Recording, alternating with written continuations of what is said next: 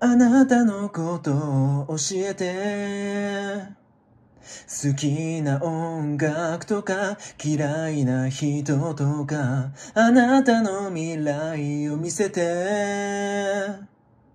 守りたいもの、抗いたいこと、36度の自動体が仮面の下で泣いている。あなたはもう何も差し出さなくてもいいと思うよ。ささやかでも世界を憎むことを許してあげよう。